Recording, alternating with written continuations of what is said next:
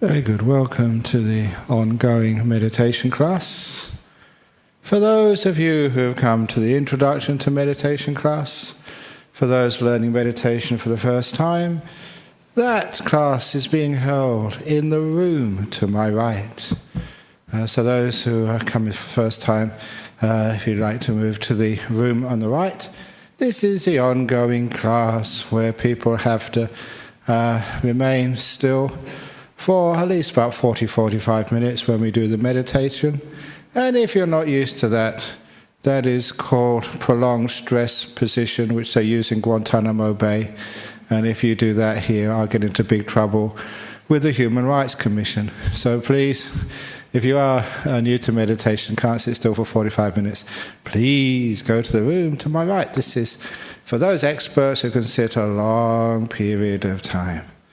And always thinking what to talk about. There's one problem I always people come across on this type of weather when it's very hot, that people tend to get sleepy. It's sometimes with the hot weather, there's something in the brain that says, okay, this is time to really go to sleep. So one of the things, I always remember this because in Thailand it was always really, really hot. And one day we managed to, when we were doing our visas, we managed to stay in this temple, a big, rich temple in the middle of Bangkok, which had one room, only one room, which was air-conditioned. And we managed to get permission to use that at 3 o'clock in the morning because, surprise, surprise, no one else was using it at that time. We turned the aircon on and have a meditate. And that was the place all my sleepiness disappeared just because it was nice and cool. So that's one thing which you can always understand, that when it's a bit hot, you have to try maybe a few different techniques just to keep yourself awake. Because sometimes the brain seems to think that heat means you go to sleep. And so those sorts of little different techniques, it just takes a little bit more energy, put a little bit more energy into the meditation rather than just the ordinary sitting and watching your breath or getting in the present moment. A little bit more energy in there actually helps. And energy always comes when you do things slightly differently. So those of you who are really sleepy and are sitting on the floor, sit on a chair. Because you're not used to that position, you find you won't tend to go to sleep. Or you're sitting on the chair, sit down on the ground. And then you will find it's a little bit uncomfortable, a little bit different. That's enough just to keep you awake. And the last thing to do is to lay down, because if you lay down, that is really telling the body it's sleepy time. So please don't lay down in the hot weather if you want to keep awake. And it's not just your physical position, even putting your hands in a different position than you've done usually, because that might also just stop the mind just going to the lowest common denominator, as it says, the lowest level of not really having to do any work, not having to sort of be awake and just going off into the sleepiness. You have to put a little bit of interest and energy, just doing things slightly different. Sometimes it's all that's necessary. Hands in a different position. Instead of the right leg over the left leg over the right leg. Sometimes that's all it needs, just to keep that little bit more interest. Be a bit more awake. What it really is doing is just giving a little bit more energy and power to this thing we call mindfulness. The mindfulness is the awareness, one of the central parts of meditation, which is what actually sees and hears and feels and knows. It's the awareness in your mind. And of course, the nature of our brain, you're only aware if you have to be, or if it's fun. And that's one of the reasons in these Zen monasteries, and I went to Korea, I was mentioning this last week, I always wondered why they had to go around with this big stick, because it was so cold, no one could go to sleep. Until I found in Korea, when I was there 2-3 weeks ago, it was minus 10 degrees outside. But they have all of their rooms so hot. Inside, the average temperature was about 26 degrees. I had a little clock, we had to have a temperature on it. And these were the ordinary, they had underfloor heating, and it was always far too hot. So now I understand why they had to go around with this stick. It was so hot. That is the way to keep people awake. Because if you're afraid of somebody, especially creeping behind you with a big stick and you fall asleep, that overcomes sleepiness. I like telling the story that I went to a Zen monastery in UK when I was a young man. And I never got hit by that. They carry this bamboo stick, and if you start nodding, they whack you on the back. I never got hit. But it was early one morning, Sunday morning, I was meditating. I always had very good karma. I was always a very lucky monk. The young man sitting next to me, he was more forward than I was. He was a tiny bit more sleepy than I was. So he got hit first. And as soon as he was sitting next to me, sort of whack on his back. It's amazing. All my sleepiness totally disappeared. My back was perfectly straight. I didn't have any dullness left at all, just fear. But of course, that is not a good way to overcome the sleepiness. But it just shows you that you can be alert if you really want to, and if you really have to, if it really, really is important. And that is an interesting aspect of overcoming the dullness. Is it really important for you to be aware? You don't have to use fear. You don't have to do what some monks did, sitting on the edge of precipices, or go and sit in caves where there were tigers or snakes. And you didn't need to do that. You just need to give importance to what you were doing. And I know that because sometimes when I've got an important event, or I'm sick, or there's really have to get your act together very quickly, if it really is important, it's amazing you can actually cultivate a little bit of mindfulness and you don't get into dullness. So give this meditation the importance it deserves. People who have sicknesses, they have the cancers, they have some other disabilities, and they're here because they know that meditation can actually cure these things, and they do. If you have a sickness, then it's much easier to meditate, simply because it's really important. Now, this is not just some recreation. It's very necessary to prolong your life. So give it this meditation importance. Giving it great value is one of the great ways to overcome the dullness in the mind. And it is a very powerful thing that you are doing, the meditation, to find peace of mind, for goodness sake. People spend their whole lives trying to find peace of mind, trying to find meaning, trying to find stillness inside of themselves.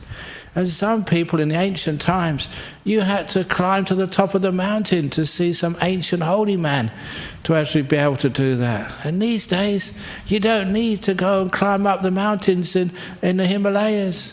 You just need to come to a Noramara center. You can even get a taxi here. It's so convenient, and a cup of tea before you come in.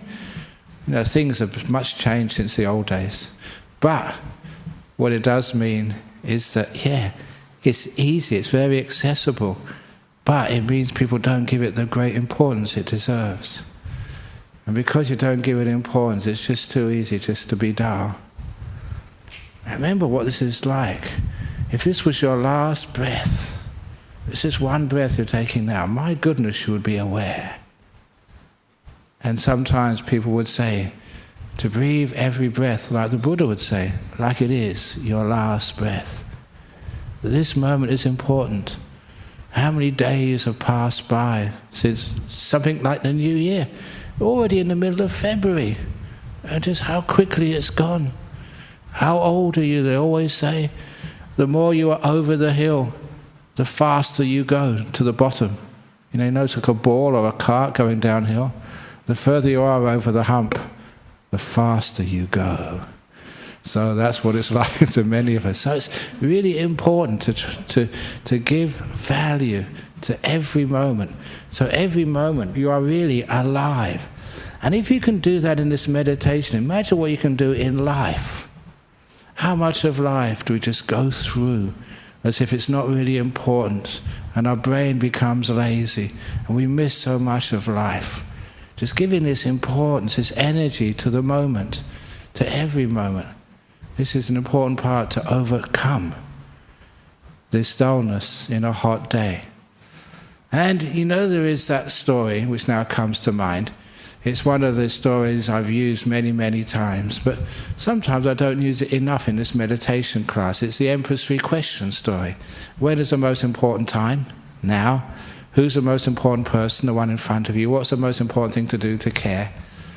That's another story. You find that in opening the door of your heart, and you can apply that to so many things in your life. But you can apply it to meditation as well. This moment, this present moment, right now, whatever you're experiencing, where you feel hot, there's a pain, there's a itch in your nose and you want to sneeze, there's a sound outside which you're aware of, that is the most important thing in the world to you. Give it importance. Because in life when we don't give people importance, oh, it's just my husband, oh, it's just the cat, oh, it's just... These are important moments. We miss so much in life. And we also mess up our relationships so much by taking people for granted, as you have been taken for granted many times. You see somebody, it may be at some shop, you ring up somebody, your call is very important to us. No, it's not. If it really was important, you'd have a real person answering it. And you get this terrible feeling of, you're not important, things aren't important in life, and that's where we dull out. So imagine that, every moment of your life, this is your moment right now. This is important. The moment in front of you is the most important moment in the world. And when you give it that importance, that value, the sleepiness just doesn't happen. And you find you've got this great energy of aliveness. Every moment is important, is valuable, is precious. Sometimes people think, no, if I do that I'll get tired, I'll get exhausted. I've got to conserve my energy. But energy doesn't work like that, especially mental energy. Just the more you're in the moment, the more energy you give to this moment, the more energy you've got to the next moment. This is just what the Buddha said. You generate this mental energy. You get it going by giving importance. This is different to striving. For striving is looking for something into the future, trying to get something in the next few moments. That's striving. This is putting energy into the moment right now by making it important, making it valuable, making this very moment one of the best. To give you some of my personal experiences, when I was a young monk, you still got your ego and you're still worried about what other people are doing. And if I heard someone else had got a good meditation when I was a young monk, someone said, I had a really good meditation, I'd go, that's not fair. So I go here. And the meditation was really important for my ego. So I'd have a good meditation then. And I wonder, why do I have to do that? It's because it was important for me to prove myself. When you give it importance, you can actually put more energy into the moment, and you do feel more awake, more alert. If, for example, I was going to give a $500 prize today for the best meditator, I could do with $500. And then you put a bit more energy into it. Now, you don't want to do that, to make it sort of a corrupt spiritual path, but you can see the point behind it. When it's important for you, then you put more little energy into this moment. And because you're putting more energy into this moment, it does actually mean you're not striving, it's not stress. Stress is, again, wanting to be somewhere. It's this moment you're putting energy into. And it means that you just become more awake, more alive, more mindful.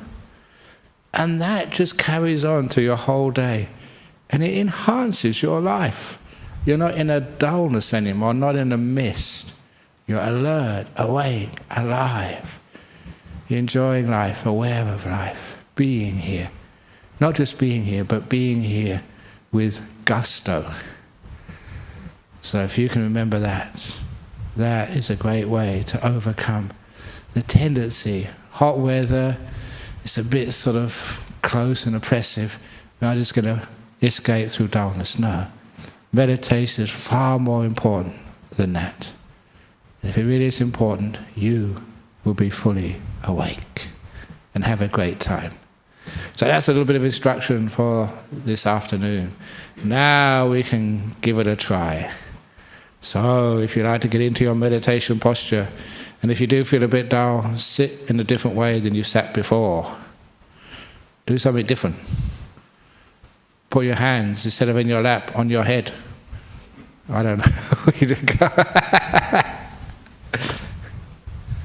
You try that though, and you find that you do wake up because it's different, it's not normal.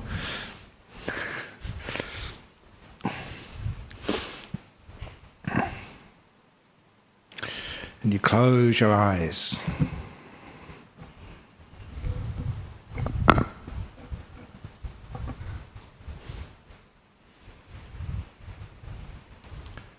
And with your eyes closed, you bring your awareness to your body first of all. You can experience how it feels, like a potato in the oven,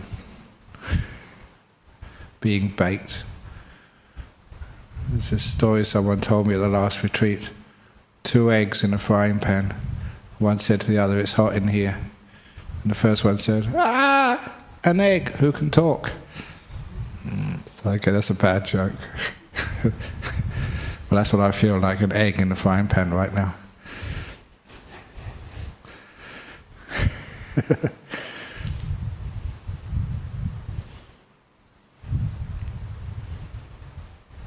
But this moment is important. This is your meditation, this is your life. You just cannot afford to wish away 45 minutes of your life. This is the cold face of your existence right now. So, when you're aware of the body, it is important. So relax your body as a matter of urgency. How are your legs? They really need to be relaxed, putting in a position where there's no aches or pains. And your body, your bottom, it's really important that you don't sit with creased clothing cutting into your flesh. Your back feels just right, strong but comfortable. And wherever you put your hands, that they feel at ease. This is no small thing. It's as if you are sitting for a prize in meditation posture. Make it important.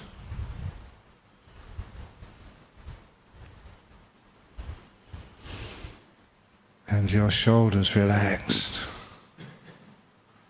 Your head well balanced on the neck. Your face all relaxed. And feel your whole body. It's important you feel your whole body. The body is the most important thing in the world to you right now. Not the past, not the future, not your finances, but this body in which you live. It's precious. So make sure it is well set up. Be attentive to details. Don't take anything for granted. Don't gloss over the slightest irritation in your body. If you can, do something about it. This meticulous carefulness is arousing the energy of mindfulness.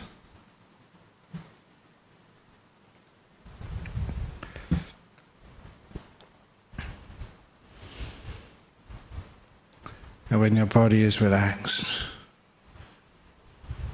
you've really done a good job, so you can put it aside. And look at this mental world, a mind which might want to go to sleep, but no, life is too important to go to sleep. You can catch up on sleep, as I often say, when you're in your coffin. Right now is a time to be awake.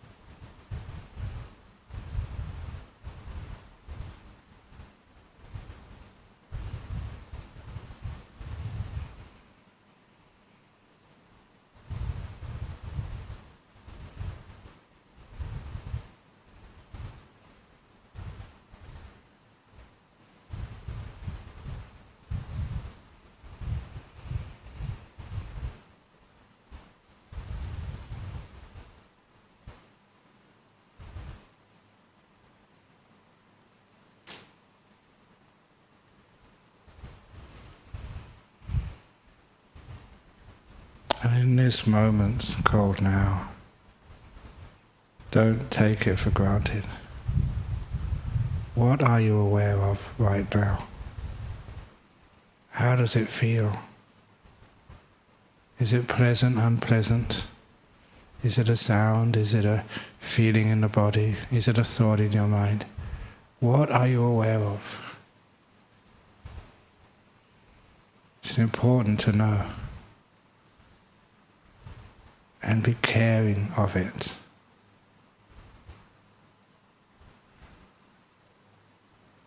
This is your life.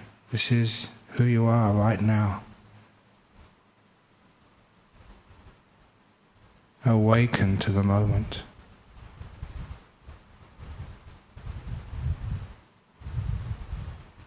And I know the past and the future may be more exciting and more stimulating, certainly. After a little while, giving importance to the present moment, you'll find how profound and deep this moment is, how satisfying and how pregnant with insight and understanding. This is where life happens.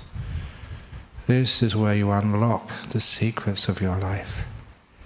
This is where you find health right now, in the place your future's being made right now. This is where you find purpose. Not in where you want to be. You find purpose in where you are.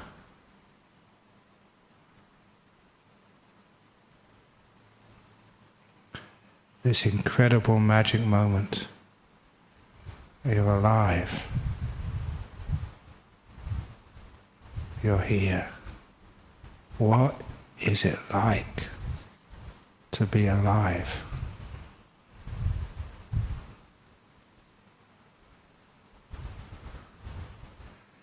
To experience a human being, not a human going, a human being.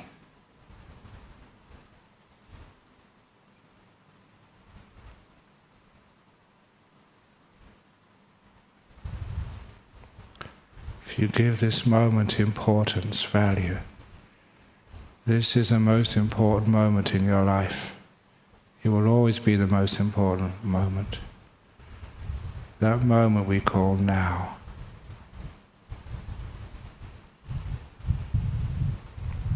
And you will have huge energy for all your future moments too. So give everything you've got to this moment.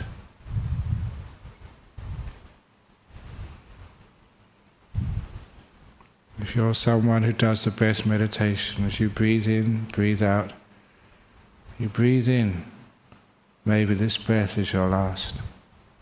It's important. One day that will happen.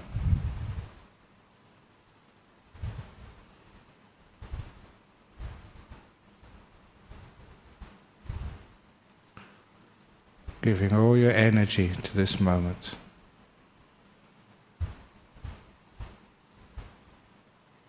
Becoming alive in the moment.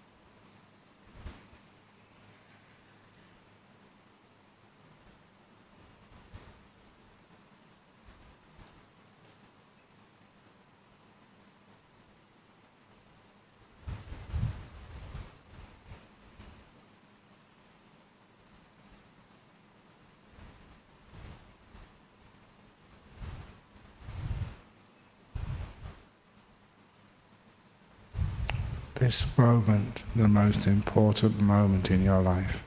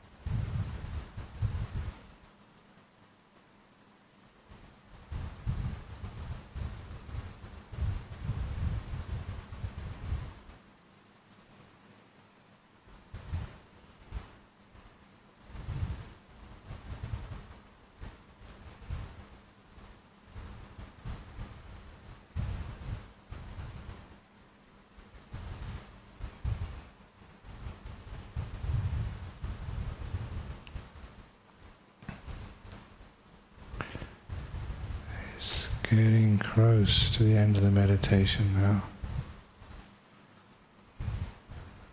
What's going on inside of you? How do you feel?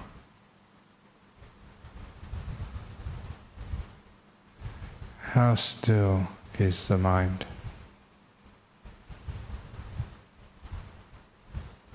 How peaceful?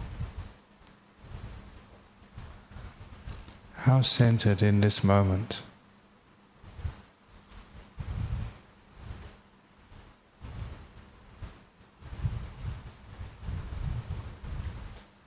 This is meditation, how it works.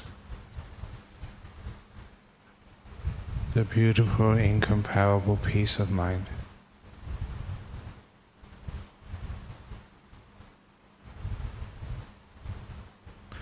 And this is how it comes about.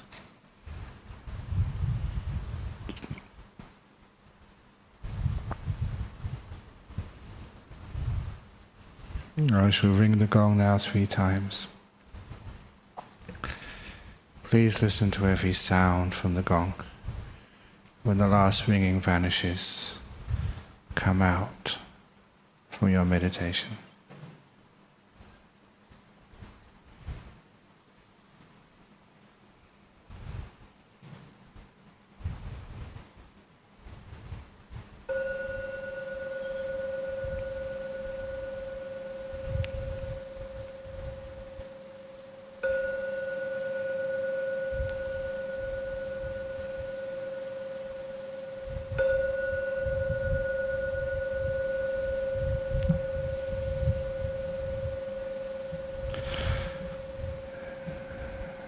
There we go.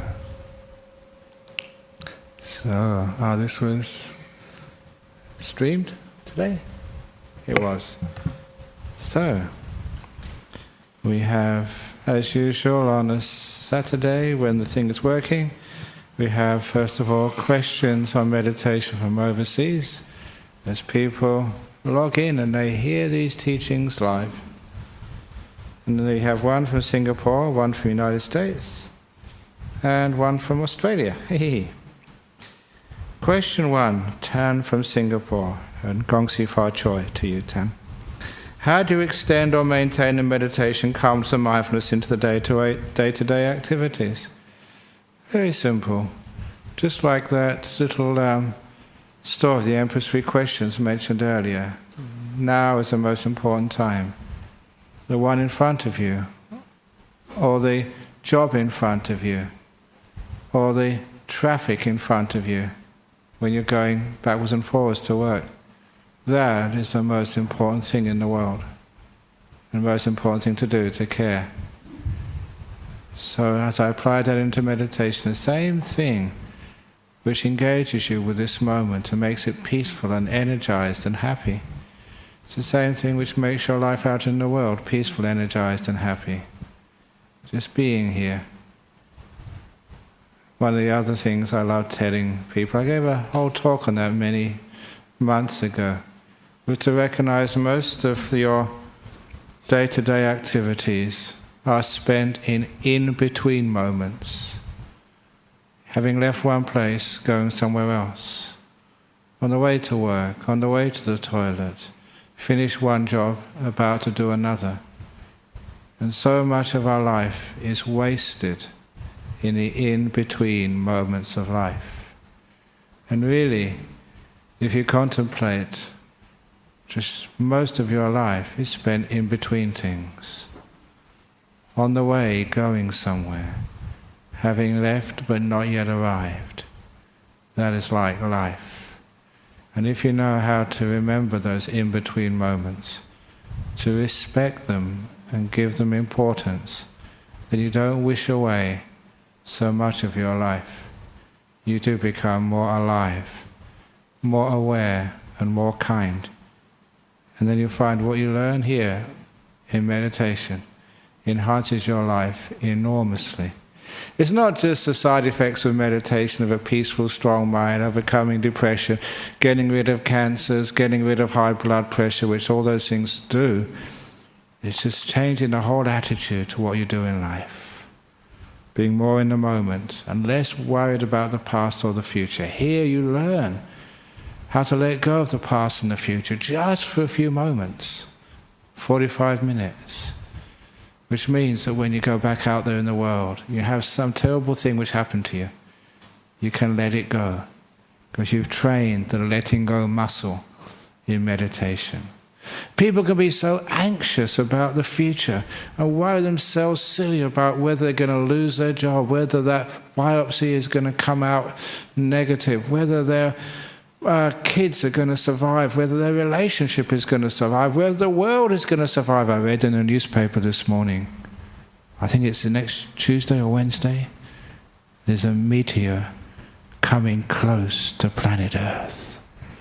It's coming close to the closest lump of rock which has come past the Earth in 100 years. The scientists, they say that their calculations mean it's going to miss. But scientists sometimes get it wrong. This could be the end of the world. Is it Tuesday or Wednesday? I forget. It's next week anyway. This could be the last meditation instruction ever in Nolamara Center. Who knows? And now people really get into that. But here we forget all anxiety and all fear. I know there's one Thai man, he's been coming here and he thinks he's going home to Thailand on Thursday. There may not be any Thailand left after Wednesday. No Perth either. But this is anxiety. People, look, in meditation we learn how to let go of anxiety so that we can be a person who lives in this moment, who's not worried about anything in the future. That's what you learn here. This is a gym of the mind. You go to these gyms to exercise, to get strong muscles. You come to this meditation class to strengthen these abilities of the mind, to let go, to be peaceful, to engage in this moment, to be happy. That's how it translates into the world. Question 2, Josh from the United States. I feel inspired and have better meditation from Ajahn Brahm's guided meditations. How can I have the same inspiration when I am all by myself with no guidance? Easy. The guidance here is called brainwashing. And people do this. They tell me this, that sometimes they're meditating and they hear this sound, even in my voice. Present moment, let go of the past, let go of the... It actually comes up into your mind. I don't know if that's happened to you. But Josh, you keep tuning into this sooner or later. I'm already half in your brain, and I get fully into your brain if you can watch this as I'm weaving my fingers up and down like a magician. And the guidance is like a training.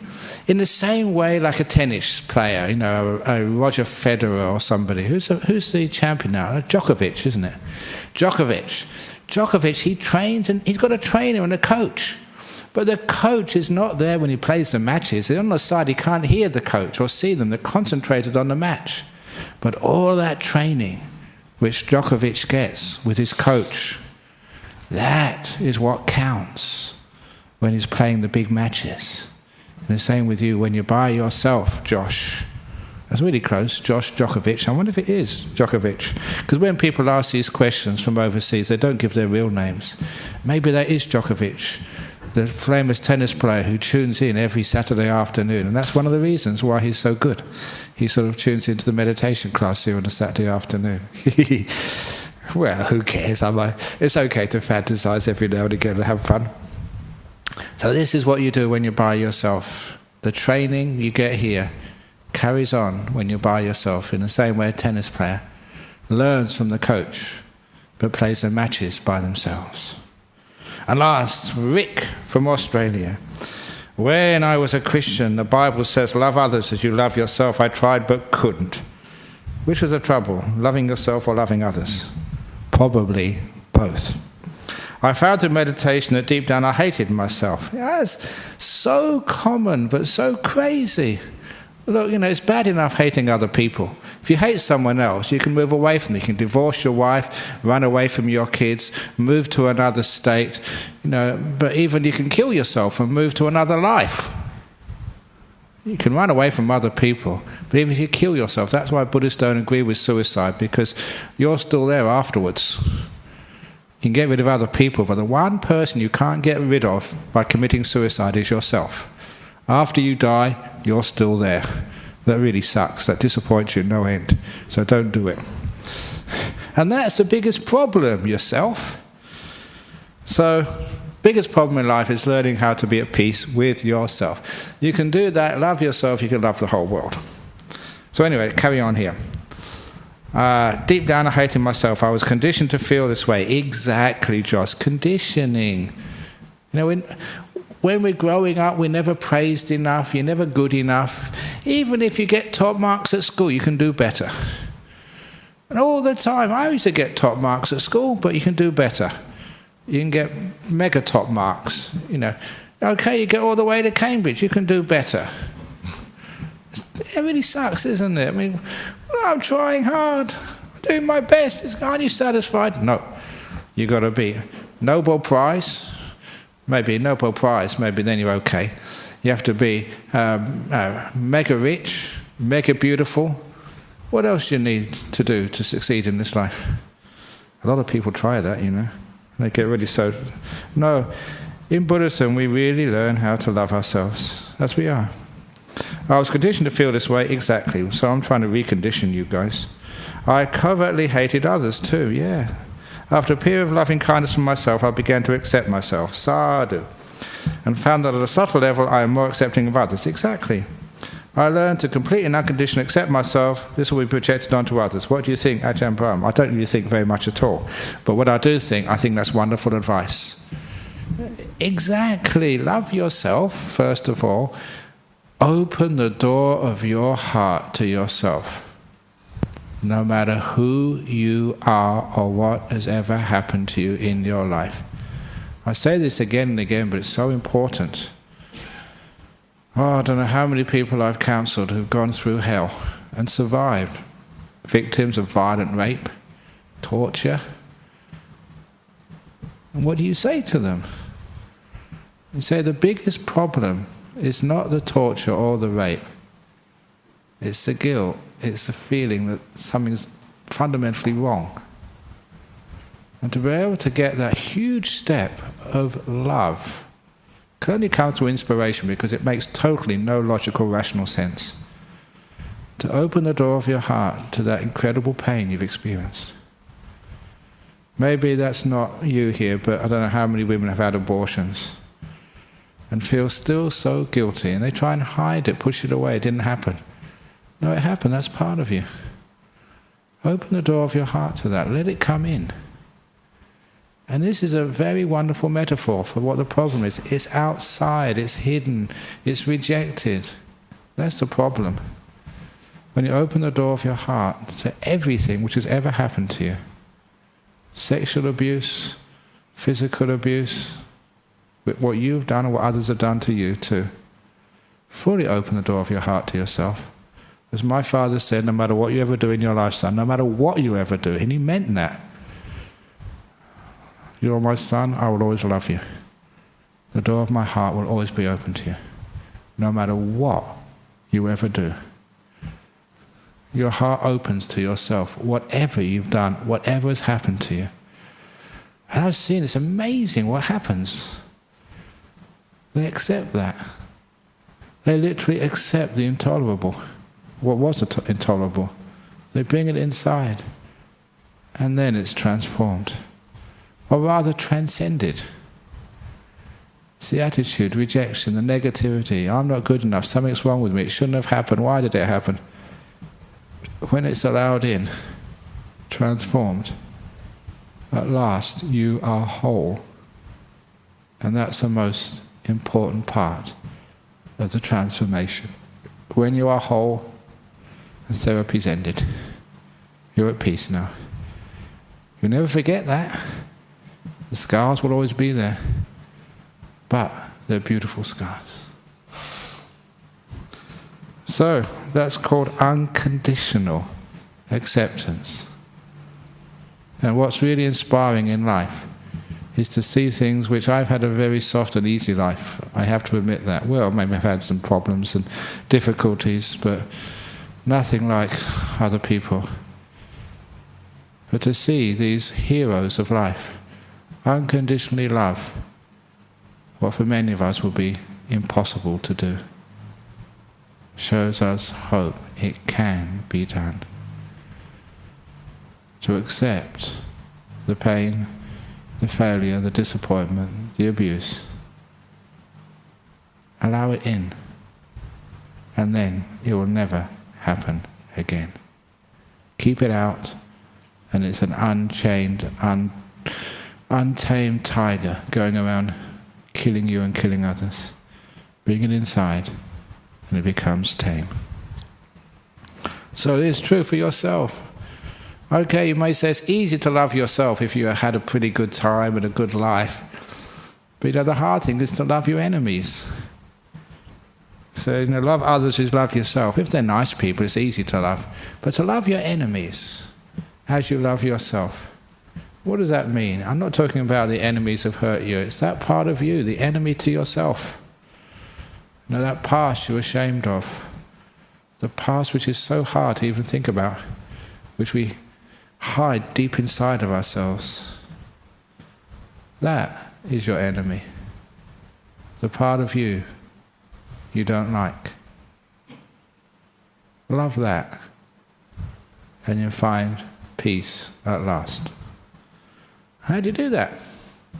Come to this joint on a Saturday afternoon, or log in. You get the encouragement, the inspiration, and the means. You make peace with every moment. The most important time is now. The most important thing to do is to care, not to cure. I said that last night, the doctor's simile. A doctor doesn't cure, who cares? You don't cure yourself. You don't try and get these deep psychological wounds and try and cure them so they just vanish and disappear. So you look at that part of your heart and there's no scar there at all. No, that's not the way. That's called curing. Hating, trying to get rid of. It's caring. It's a totally different ballgame. You care for your past, not trying to get rid of it. Care for what has ever happened to you. Care for who you are. Not trying to change yourself. Changing yourself is called curing. Caring is acceptance. To care, not to cure. To love, not to get rid of. Try that with your partner. Care for him or her. Don't try curing them. It's impossible. You may have only been with your partner for 2 or 3 years. I've known women and men that have been married 40 years. 40 years have been trying to change their partner. They haven't succeeded yet. After 40 years, you are not going to succeed at all after 2 or 3 years. So give up. Instead of curing them, care for them. And then you understand the meaning of life. Not changing, but caring for it. Then you have a wonderful time. You can care for yourself without trying to change yourself, care for others without trying to change them, care for your past without trying to dismiss it and hide it, care for everything. So thank you, Rick, in Australia. This is what we do. Perfectly correct. Everyone has been like you. Many still are, hating themselves, hating others, not really knowing how to accept, because there are faults in you and there's faults in others. That's real, you can't hide them. But this beautiful path, you accept those faults. That's part of who you are, part of who they are. And you care for them instead of trying to cure them. And then that's when the transformation happens. What was once ugly, intolerable, really shit, becomes, in that old story, a beautiful juicy mango.